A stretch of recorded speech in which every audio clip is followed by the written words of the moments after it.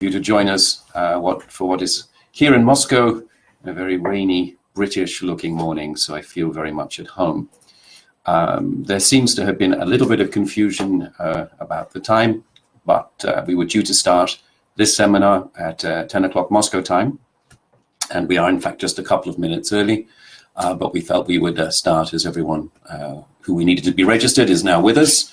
So welcome everybody. As always with these webinars, if you wish to address a comment to me, I would be grateful if you would do it in English. I can kind of read Cyrillic, but it would save time. If you have any questions about anything of a technical nature or anything to do with certificates and things like that, please address the comments in Russian. My good colleague Svetlana is here next to me, and she will be able to answer questions of that nature. I do keep my eye on the chat, and if there is anything that comes up during the session that I think it would be useful to address as we go through, I will do so. If not, I shall just keep going on, and if we have time towards the end, then I'd be happy to answer any questions that may be relevant. It would be nice, I keep looking at myself here, it would be nice to do these seminars once when I'm kind of at the beginning of a lecture tour and not looking quite so tired, so I apologize for that. Next time I think I'm going to bring my makeup kit, which I don't have, but I'll get one because the microphone, the camera here is rather cruel. Good to see you too.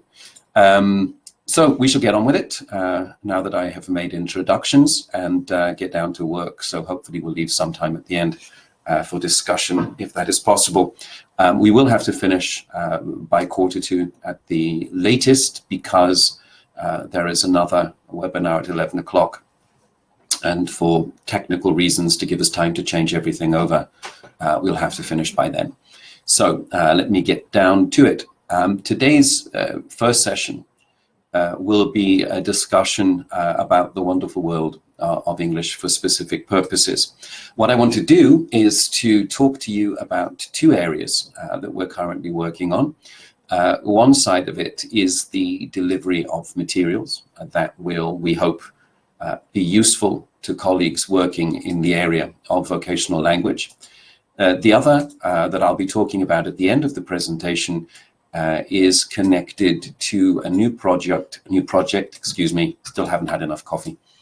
A new project that we are currently exploring with partners here in the Russian Federation to do with certification and examination. So if that will be of interest to you, please keep going until the end. I assure you everything will run to time, and you'll be able to get back on with your lives as fast as possible. So where are we with ESP? What is going on? Well, one of the things that is interesting about this job, and one of the things that makes me very happy, it's not just that I get to travel around and go to places, it is that as part of this job, I and my colleagues have the opportunity to get into conversations with colleagues, with teachers, and discuss with them the things that they need and the things that they are interested in. And then we take those comments and those discussions back to our editors, to our authors, to our management, and see how, as a publishing company, Express Publishing can reflect those needs and provide for them. One of the areas that we did get a lot of comments about and a lot of questions about was this area of English for specific purposes. It is an interesting fact that in many of the countries I visit, ESP, especially in the vocational sector, like for example, technical colleges, ESP has become a very, very important area of study in English. Many countries throughout the world have realized the value of vocational education. And those of you who have met me, and I've had the pleasure of talking about this with, will know that I think personally that vocational education is a very important part of the educational system in general. University is an incredibly wonderful place, and I certainly had many happy years there, and it was a very important formative part of my life. But the truth of the matter is not everybody can benefit from a university environment, and education systems should provide for those individuals so that they can develop their skills and their talents fully. So vocational education has been seen as a way forward in many countries, and I'm very happy to see that there is great interest in it, and in many countries increased investment in that particular sector. What we found was that we were being approached by colleagues working in these sectors, asking us about providing material for English for particular professions. Now, I had many discussions. I remember one very specific one. It's a story I share very often. Forgive me, those of you who've met me before, but this seminar was designed for those who had not. I was talking to a colleague in Lithuania many years ago when I still do go there regularly for seminars. And at the end of every seminar, this lady would come up to me, and she was very polite and thank me for the seminar, which was always good fun. But she would always say, when are you going to produce a book on English for plumbers? And I must be honest, at that time, I was somewhat taken aback, because it was an area that personally I hadn't really thought of. English for plumbers, it didn't seem something that there would be a market for. As it turned out, other colleagues were getting the same message from many other countries they visited, that teachers were coming up to them and asking for English, which could be combined with a number of different professions and vocations, anything from medical through business, through to, as I said, plumbers, electricians, all kinds of things. So as a company, with our editors and authors, we sat down and we thought about what we could do, and the result was what we call the Career Path series.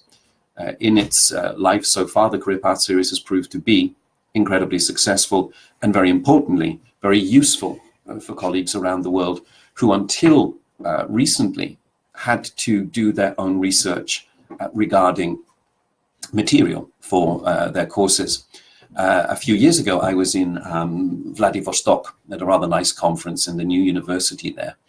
And I was talking, this was the beginning of our kind of movement into ESP. And I was talking to colleagues there about this, and I was asking them what exactly they did at the moment, at that time, to prepare for lessons. And what they pointed out was that they had to spend a long time, thankfully the internet existed, they had to spend a long time researching, finding texts, etc. As always, the problem with an approach like that is, first of all, you can't always find the material that you need. And secondly, it may well be at the wrong level. Usually, if you find things on the internet regarding a specific profession, you don't have a wide range of choice, and you will find that those texts are created very much for native speakers, because it would be native speakers talking to native speakers, which may mean that the level of English in those texts is quite high. So one of the things we realized was that there was a need amongst colleagues for material that was ready-made, but that also was appropriate for the particular environment in which they taught. And I'll be honest, I was very, very grateful for the colleagues I met in Vladivostok who shared their experience with me. And I got an insight into the world of vocational English teaching that, I'll be honest, I didn't have before. So this is always the wonderful thing about these trips. They really do feed into the work that we do and the materials that we provide to colleagues. So I just wanted you to know the kind of background to that. And now we will move into the presentation proper. So let's have a think about ESP in general. And I have to remember which button I'm pressing. There we go. Sorry, it's been a while since I've done one of these webinars, and I have to remember buttons to press. ESP, as many of you will know, is broken down into many different areas. For example, on the screen, you have English, some examples of English for academic purposes. And many of these are already kind of catered for. For example, English for medical purposes.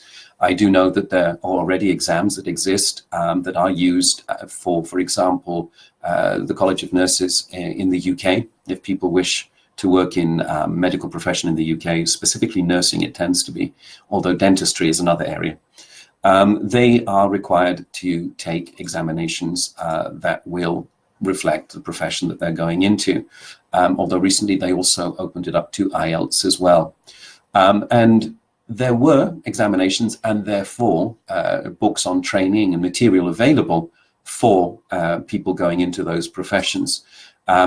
Where we felt there was a need is for the group that you see there on the right of the screen, English for vocational purposes. This was where there was a very big gap. And this is where we were constantly, and it came from nowhere, being asked to provide material.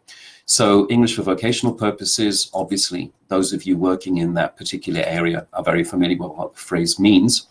But it is important to point out that within English for vocational purposes, there is a kind of, there are two levels, if you like, of language to be taught.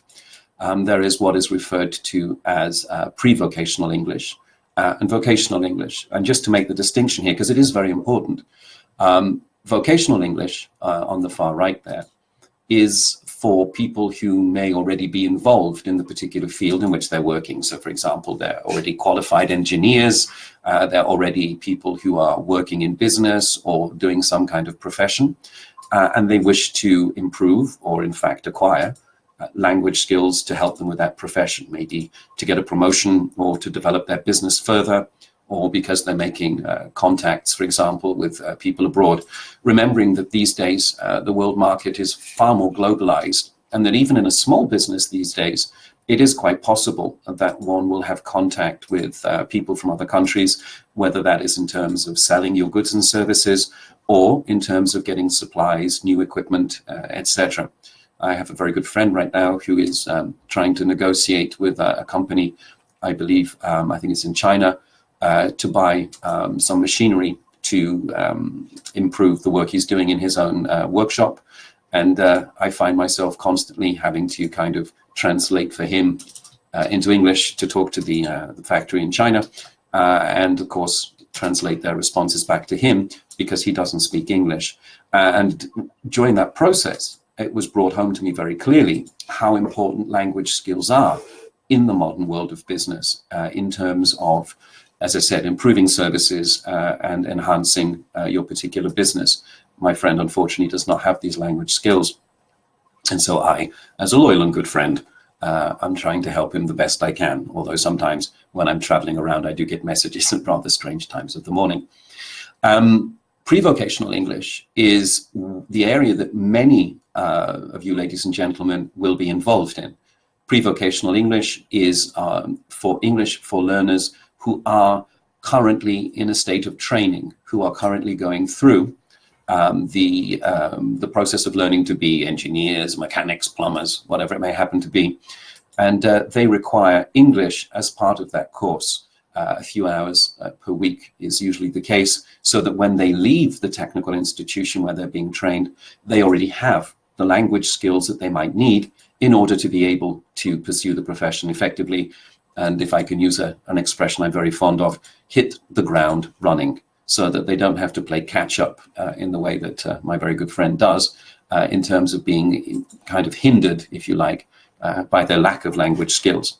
So what we're looking at very much in terms of what we're doing these days is thinking about the kind of pre-vocational English market. Not exclusively, but we do find that that is where the majority of colleagues are working, and that is, these are a group of colleagues who are in need of a lot of material.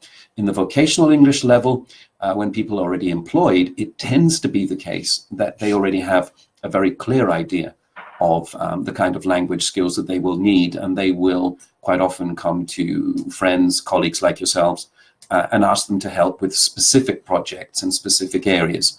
Pre-vocational language training hopes to provide a basis for anything that is likely to come up in the profession that ultimately our learners will pursue. So it's kind of a way of getting that done before learners actually go into the world of work.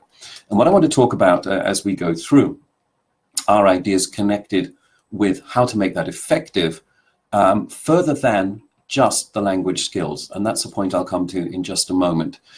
This isn't just a conversation about career paths in itself. It is the purpose is to share ideas with colleagues about language training for vocational students in general, because there are other things that need to happen, and we'll talk about those now as we go through. Just a few definitions on the screen there regarding what ESP actually is. And it's very important to establish that, of course, ESP should be highly targeted. When we talk about English, for example, for plumbers, it must be language that plumbers would use. Now, the language that plumbers would use is something I'm afraid that Express Publishing has no experience of. If we need some plumbing done, like many of you, we will call a plumber to come and do the plumbing. What we do as Express Publishing is we have knowledge of how to teach language, how to arrange language, etc., in a way that is educationally sound. So in each and every case, when we are working on one of the levels of the Career Path series, one of the courses, what we have to do is get in touch with experts in the field who will then advise us of the language situations that learners may find themselves in when they are working in the professional fields. So this enables us to make sure that what we provide actually meets the needs of those learners. As I said before, this is not always as straightforward as one might think, because in any profession, there are going to be kind of areas around the edge of your linguistic needs that need to be catered for. So, for example, if you are, let's say, a plumber, someone asked a very important question: English for professional purposes and English for vocational purposes. Let's get that out of the way right now. And Tatiana asked that question. Really, there is no difference. The difference between professions and vocations is, to a certain extent, it's a hangover from a different time. In English, we have certain jobs that we refer to as professions. For example, being a lawyer, being a doctor. I think my grandmother described it best when she said that you are a professional if you have clients. So it really just is, I believe, to a large extent, a false distinction these days between various jobs that people do. I personally don't pay much attention to it, simply because I think it's a distinction that is unnecessary. That if people are going to be, for example, engineers and things like this, if they're going to be computer specialists, they have to put in a lot of training, a lot of hard work, and get a very good education. And to kind of say that that is not professional is, I think, a little unfair. So I prefer to talk about English for specific purposes in the work market, English for vocational purposes, but simply that the idea of English for professional purposes has hung on and is still referred to. But I agree that there is not much, or there shouldn't be, to be fair, much of a differentiation between the two. Vocational purposes tend to be the ones that would be taught in technical institutions, etc. I think all of them are important, so forgive me if I don't make a distinction in my speech between them. To go back to what I was saying, if you are a plumber, for example, and you have a business, so let's say someone who doesn't speak your native language calls up, or you're something like this, and you don't just have to speak about issues like plumbing. For example, you have to be able to arrange appointments, you have to be able to get addresses, you have to be able to at least participate in some kind of social chit-chat.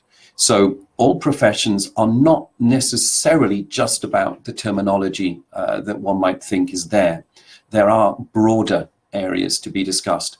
For example, if you take business English is actually much, much broader than people originally think it is. It's not just the language, for example, of negotiation and discussion and discounts and boardroom meetings and things like this, although of course that is there.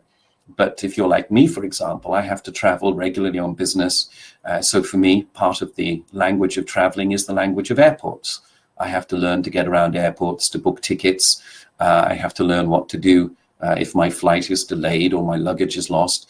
There are a number of things I have to deal with. And also part of, in many countries, part of the culture of doing business, for example, is a social element. When I visit the various cities that I visit within the Russian Federation, people are always very hospitable, and I'm very often taken out for dinner with them, so it's a very good idea. You can only see my head at that particular moment because I'm already a couple of kilos heavier than I think than when I arrived. And there is a language there of chit-chat, of socialization, of just general human contact. So when we're thinking of English for specific purposes, there are other skills that need to be focused on and other skills that need to be developed linguistically and an awareness that our learners need to have. So this is something else that we had to put into the mix. At the same time, we have to be very sure that everything we teach in the classroom is relevant to our learners in that field and that we can justify it. If we can't justify it, then we probably shouldn't be teaching it. So what we have done, for example, when we put the Career Path series together, is we made sure that every single thing on every single page could be related back to those particular professionals. There is, for example, and this is very important for those of you who have not met the Career Path series before, there is no underlying grammatical syllabus, for example. The way that English for Specific Purposes works, as you can see on the screen, point number 3, is that one teaches grammar, and let's stick with grammar for a moment, one teaches grammar that is relevant to the particular language task that is being performed at that time. At no point do we get into an academic study of grammar in quite the same way that we would do in general English course. This is very important for a number of reasons. Firstly, there's not always a lot of time when people are being taught vocational English. And secondly, those students who are taking vocational English may not necessarily be very interested in language per se, that they're looking at language as a way of improving their skills, a language as a way of maybe getting information that they need to move forward in their particular job. They're not linguists in the sense that someone who's going to university may be a linguist. Therefore, to get bogged down in a great deal of grammatical discussion may not be the most appropriate use of their time. Having said that, it is very important that when learners are learning to do either writing, reading, or whatever it is they happen to be doing in the particular course, that we do have our ears open, that we are sensitive to any gaps in their grammar. And if there are gaps there, of course, teachers it would be necessary for teachers to kind of jump in there and teach them the grammar that they need. Let us move on. There we go. Now, one of the major areas that we had to think about, and I've touched on this already, is this idea of authenticity, and this very difficult word to say when you're in a webinar, specificity, to be specific. As I've already pointed out, if learners feel that you're going off track somehow, that you're going into a language area which they don't feel is relevant, then you have the problem of no longer being authentic because the language you're teaching is not specific. So it's very, very important for us in both the material we provide and in the certification, which I'll be talking about just towards the end of this presentation, that we remain both authentic and specific in what we teach our learners. So for example, here you have some email tasks that would be appropriate for various professions. All professions are required to write emails, so these days you can't get away from it. But at the same time, not all professions will write the same kind of email with the same content. So one of the things we had to be very careful of is that we don't drop back into this idea of just write an email. So for example, if you're going to be a nurse, for example, at no point would you be asked as a nurse to write a composition on the advantages and disadvantages of nursing.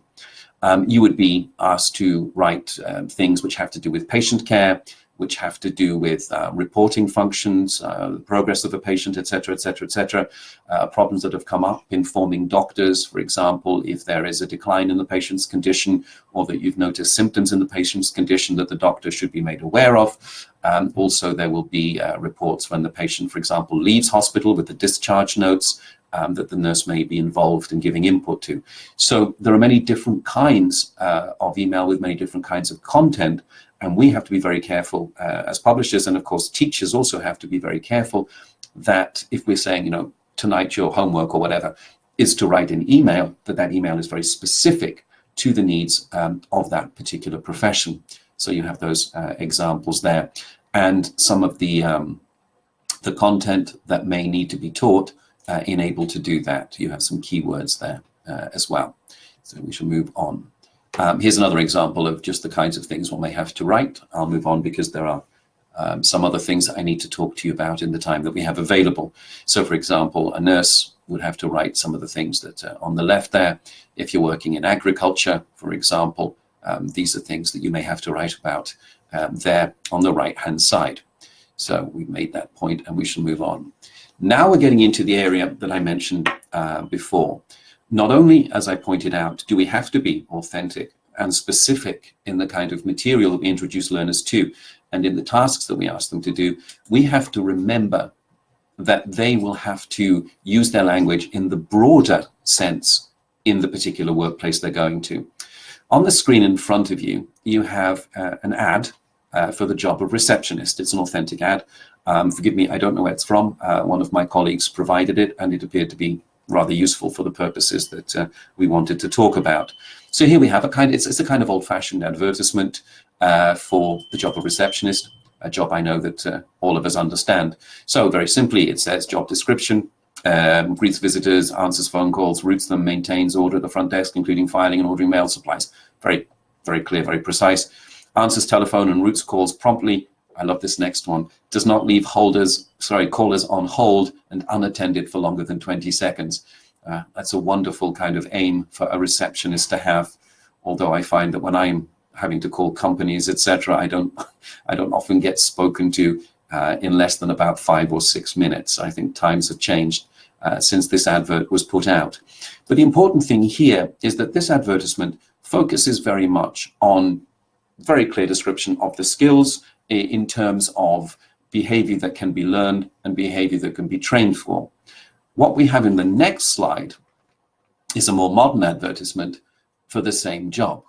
Now, if you look at this, this is, again, I think this is from LinkedIn, if I remember correctly. And what you have here is a job description for essentially the same job. But you will see underlined a number of different qualities that are asked for further than the original ones in the previous ad, the filing and the answering the phones and the keeping the desk tidy and what have you. One of my favorites, and I still haven't understood exactly what they mean. It says, for example, in the very first paragraph, she is responsible for ensuring that daily operations are run smoothly and efficiently with the primary objective of ensuring a wow experience. Now, don't know about you, ladies and gentlemen, but I am still not very sure what a wow experience is. And I'll be honest with you, if, for example, this was a receptionist ad for, let's say, a lawyer's office or something like that, I'm not sure that when I walk into the building, I particularly want to have a wow experience. What I would like to have is a serious, professional kind of experience where I felt that I was in the hands of professional people. 2 other phrases in that first paragraph there. The ideal candidate is an administrative juggler and a flexible multitasker. Basically, that just means that they have to do anything they're asked to do, but it's being dressed up to make it sound like, you know, there's some kind of wizard in being able to get everything done. What is very important to our discussion today is this idea of the skills. If you look in the second column at the bottom, it says, and I've underlined the key phrases for you in red there, a positive attitude and an outgoing personality. Now, interestingly enough, those things have been put into or under the heading of skills. One has to wonder how much skills, how much training you can be given to have a positive attitude and an outgoing personality. These seem to be rather more character traits than things that you could actually learn in a vocational institution. The second one, I think, is far more reasonable, interpersonal and communication skills. Those are things that can be worked on, and of course communication skills very much fall within the remit of colleagues teaching in vocational education. Identify issues, develop solutions, and adapt to changing priorities. Again, being adaptable is not necessarily something you can be trained for. It's very much about the kind of person you are. As all the others, and I love the last one, to be punctual and reliable. I don't know if, ladies and gentlemen, if you're teaching vocational education, if you've ever had sessions with your students on being punctual and reliable. I'm not sure you'd spend 45 minutes discussing that. What is important, though, is that in the modern world of work, especially kind of younger companies that are just starting up, they have a very clear, or at least they think they have a very clear idea of their personality as a company, and they wish to have people working for them who can fit within that general ethos. And this is where this idea of soft skills comes in. Soft skills are something that's being talked about a lot at the moment. They fall also very much under the umbrella, for example, of 21st century skills, and it is something that education ministries as well are looking into in terms of general language education too, not just in terms of English for specific purposes. And what we as a profession as teachers are being asked to do these days is to remember that part of training students to be effective in the modern workplace is not just to give them the so-called hard skills, which would be things that you can get diplomas for and certificates for.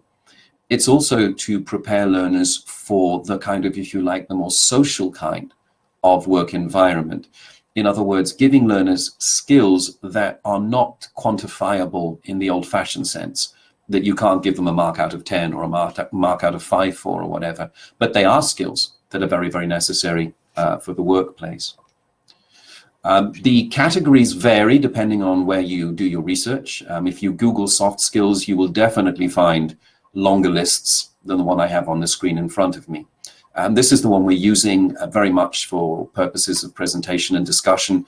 And in fact, many of the other skills on longer lists tend to fall within these particular categories: communicative skills, critical thinking, leadership, positive attitude, teamwork, and work ethic. There was research done, if I remember correctly, it was by the Carnegie Institute, Stanford University, and Harvard University, as far back as 1918, when what they did is they took a sample group of engineering students and looked at their career progression. What they found was that it is these soft skills that were actually far more indicative of the learner's progression through their career in terms of promotion, in terms of keeping your job, in terms of employer satisfaction and employee satisfaction. And this research, as I said, was done as far back as 1918. This is not a new concept. And in all honesty, we all know from our own work experience that there are people who kind of, we feel we can get on better with at work, people who are great to be with, people who we rely on, managers who we feel are in there with us, and so on and so forth. But this kind of got left out of, to a certain extent, language education for vocational purposes. We feel it's very important that we put this back into the language education system for vocational purposes, because it is such an important part of what learners have to do. And I'll be talking about that in just a few more minutes, because we have time always seems to run away. The reason we can look at it in vocational language learning is because many of the things we do in the language classroom can foster and improve those particular skills. So for example, if you're doing pair work, if you're doing presentation work, etc., getting learners to do projects together, to develop teamwork, all of these things are things that can be developed as part of the language education that we're providing for our learners. And it is very important, we have found, that we do so. Another comment that has been made very often when we talk about vocational language classrooms is this idea of mixed ability classes. Mixed abilities is a massive subject in its own right, and we have discussed it in webinars before.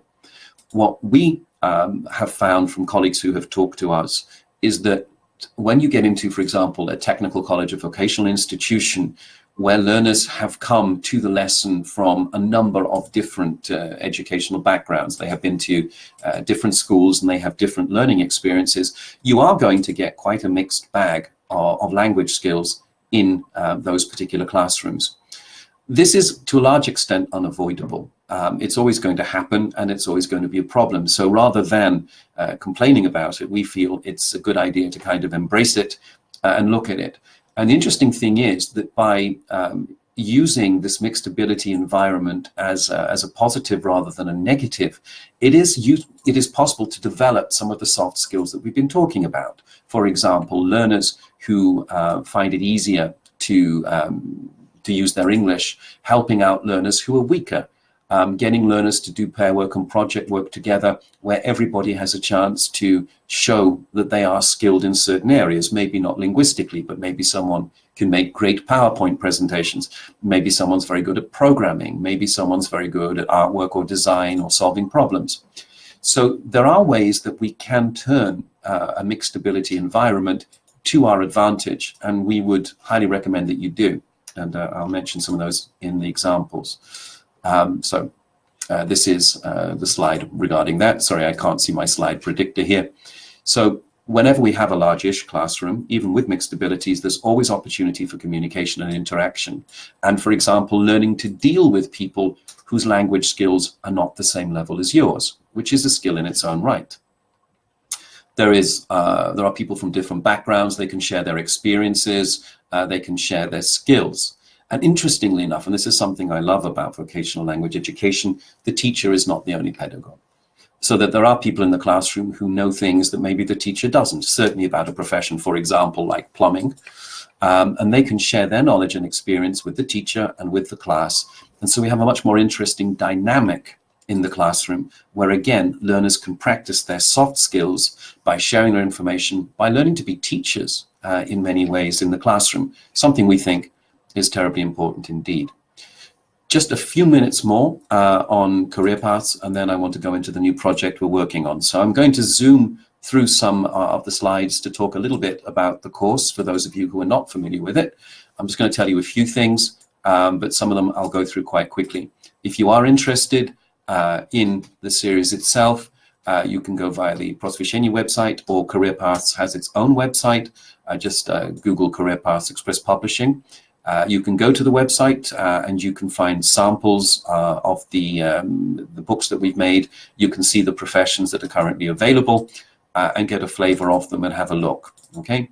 Very importantly, all I want to mention here is that the language level, learners should be around A1 when they start. Before learners start career paths, they should have a basic knowledge of English grammar, syntax, etc. They don't have to be grammar geniuses, but they do have to have a basic working knowledge of the language. The earlier stages of the course are really quite low level. The texts are short. The terminology is not affected. The terminology is the same. But what we do is build the course in a way that will support weaker learners while giving stronger learners the opportunity to explore the language at their level as well. So let's have a quick look at what it looks like. I'm going to show you examples from two books, Hotels and Catering, and one on information technology. And I'm just going to make a couple of points about this because you can always get hold of sample copies. Coffee would be even better. Sample copies if you should wish. All career paths lessons take basically the same format, so it's very easy to get into it and see how it works. I just want to show you some of the basic components that we think are very important. Each lesson starts with warm-up. What we do there is we're getting essentially learners into their English frame of mind. We're also getting them to share information that some of them may have that others do not. So for example, in this particular lesson I'm taking as my example here, we're talking about hotel amenities, facilities that you would find in a hotel, because we're looking at hotels and catering. So one would start the lesson with a discussion of what is important when we visit a hotel. Now, when I talk to colleagues in live seminars about this, when I have them face to face, it's very interesting that they always talk about things like the gym, the spa, the restaurant, the bar, all of these kinds of things. When I visit hotels, it's a very different experience. I think of things like ironing boards, good internet connections, late checkout, and various things that are very important to me when I'm traveling on business. So it's very interesting to see the different kind of experience that people have of hotels. Although I admit, very lucky is that I'm usually very, very well taken care of in terms of hotels, and I've stayed in some very nice ones. So what we would do here is we get learners to share experience of what they think a hotel should provide, what they would use in a hotel, and by doing so, we get learners to kind of share their experience. Then, once they've had that general discussion, we start working with the text. Now, the idea of working with the text is, of course, to hit target vocabulary. Target vocabulary terminology that is important for the particular profession that they are going into. And I'll show you another text in a few moments about information technology. So learners are asked to explore the text, but in a way that is authentic. So they're looking for specific information there. They're looking as if they were a guest, for example, in the hotel, looking for information that they might reasonably want to find. We don't ask them questions that are nothing to do with the particular topic. It's very important that I mention that. Of course, this kind of activity can be done as pair work. Learners can work together. They can go through the text together.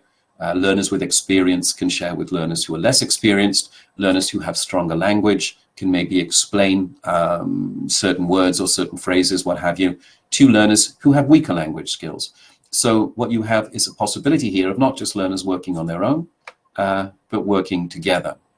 So the reading comprehension is not classic reading comprehension in the sense that we meet it in course books. It is specific to the particular profession in hand. In this case, learners through this text are learning about things that if they worked in a hotel, the hotel would provide. Moving on, what we do then is we extract the specific vocabulary from that text, the target vocabulary, which are, again, all things that would be connected to, for example, if someone rang up the hotel to the reception and said, you know, do you have good internet connection because I like to surf the web, or it's important for me to be connected online, learners would understand what that conversation was about and be able to respond. For many colleagues who are traveling, a fitness center is an important thing. These ideas, it is important that learners are able to talk about in English and share that information. We look at definitions of these terms, we get learners to explore their meanings, and of course discuss them in the class if they're not sure what these particular things are, and maybe have a discussion about why they're important and who might need them. The texts are recorded for pronunciation purposes and intonation purposes so that learners can listen, and the new vocabulary, which they may not have met before, is introduced in a way that A, they can listen to, might make comprehension easier, and B, that allows them to practice their pronunciation. For the second half of the lesson, I'm going to slip into information technology. This is a slightly longer text, so it's towards the end of the course, just to show you the difference in lengths of texts as the course goes on. Here, a problem has been identified within the company that is being discussed in the form of an internal memo that is being written to one of the managers. So we ask learners to brainstorm. We don't just read the text. We ask them to read the problems, to think of possible solutions. So we're looking at critical thinking. We're looking at coming up with solutions. We're looking at limitations on solutions. We can't just throw out all the old equipment and buy new equipment because that's expensive. So what we're looking at here is getting learners to think about the problems that are presented within the context of their potential profession and discuss them in English, and try and do so in a way that covers all the bases, for and against, problems, solutions, so on and so forth. As the lesson progresses, learners are going to move towards a discussion activity and a role play. In order to introduce that, learners listen to a similar conversation. You have the example of the question here on the screen in front of you.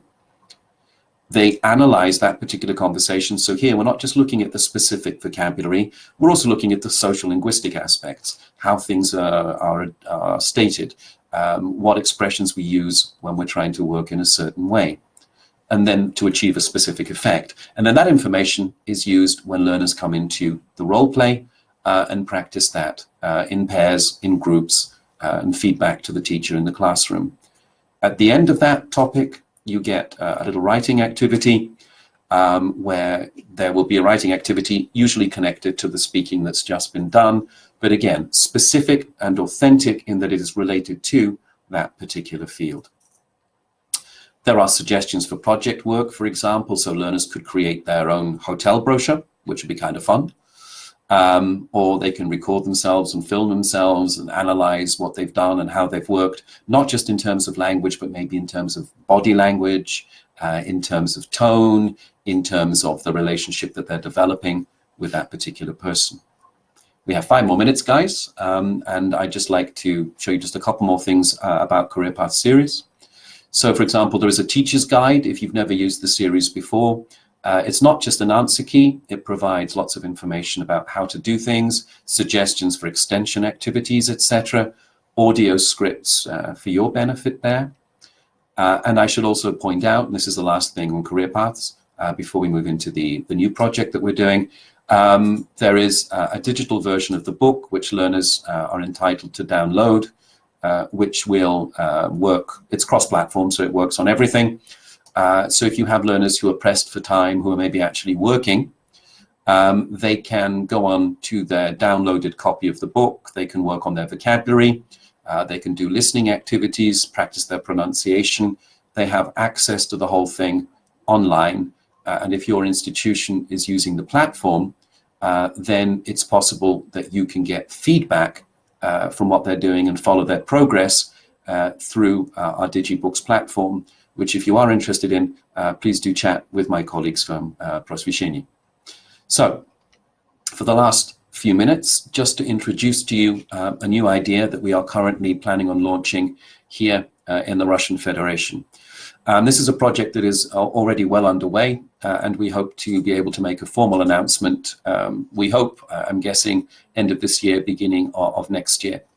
Express Publishing has teamed up with Greenwich University to provide certification of vocational language skills.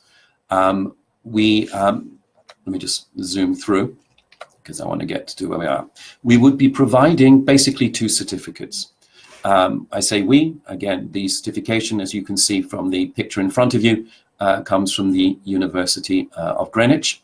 And basically what would happen is if learners have completed their course of English, they would sign up for this particular certification course. The teachers would get access to extra quizzes that come up every 2 lessons that learners would be required to take. So there would be extra tests to certify that they have actually learned the things they need to learn. At the end of the course, they would be entitled to a certificate of attendance that would, it would be useful to put, for example, into a CV or something like this if they're applying for a job. So that is already there. And there will also be an examination certificate, which is separate from the course book. The examination certificate, it is taken, excuse me, in examination conditions. It's delivered digitally, so it would be done online, so the results are a lot faster for learners to get back. And as I said, currently we are exploring this with a very prestigious institution here in Russia. I'm not going to name them yet. I'm going to wait for the official declaration, the official announcement when all that happens. But they would be in a position to provide these examinations. We as Express are also looking into furthering our international recognition. At the moment, we're working on filling various legal requirements so that we can have extra certification on our certificates, as it were, from other bodies that certify qualifications. Again, I don't want to talk about that just now. As and when that happens, and hopefully it'll happen very soon, we shall be able to give you news of that particular information. The exam itself breaks down into normal parts. It's very important to point out in the last couple of minutes that the examination does not have a general English paper. The examination is 100% about the particular profession that we will be exploring. I should point out that this exam has already been in operation in several countries, kind of on a piloting basis. And each year, the last couple of years, we've had more and more applicants taking the examination. Currently, we have 65 professions available for examination, and we are working to add to those. So what we do basically as Express Publishing is we provide the content. The academic oversight is provided by Greenwich University. What I would say on that to finish, because time is up, is that if you are interested in career paths, and if you are interested in the examination side of it, please keep in touch with Prosvещение, and they will be allowed. They will let you know. They will let you know when the announcement is made, who we're in partnership with, and how that will work in practice. We're very excited about this project. It's a great new step forward for us here in the Russian Federation, and further example of how both Express Publishing, Prosvещение, and all our partners here are committed to being in the Russian Federation market and to providing whatever we can to help you in the task that you do. So with that, I will have to finish because time is up and things will explode if I'm not careful. If you do have any questions about the vocational English courses and the examination, just drop a line to my colleagues in Prosvещение and they'll be able to keep you up to date with it. I shall now provide you with my email to finish off with. And because people are coming into the room to drag me out now. expresspublishing.co.uk. I think that's my email address. Oh, that should say Express Publishing. Sorry about that. I was typing quickly. and it's a slightly different keyboard than what I'm used to. So it's just steve@expresspublishing.co.uk. And if I don't know the answers, I'll put you in touch with people who do. And with that, I shall thank you very much indeed for joining us. There will be another webinar in about 15 minutes when we'll be talking about what it means to teach language in the modern world. And if you can join us, we're very happy. If not, I wish you a very happy and safe day wherever in the Federation you happen to be. And we look forward to chatting with you next time. So thank you very much.